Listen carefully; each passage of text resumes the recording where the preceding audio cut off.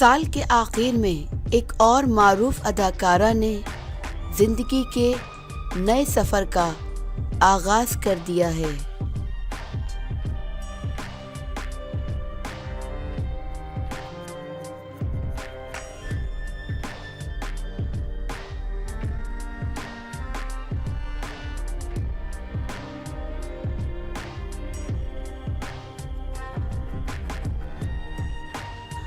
मारूफ और खूबसूरत अदाकारा सना सरफराज ने ज़िंदगी के नए सफ़र का आगाज़ कर दिया है।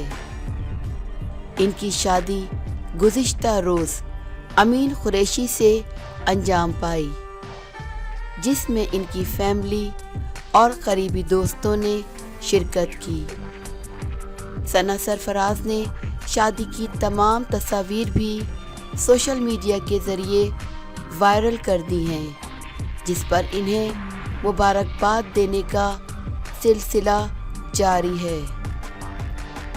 याद रहे कि सना सरफराज ने चंद ड्रामों में अदाकारी के साथ साथ बाकायदगी से मॉडलिंग भी की है।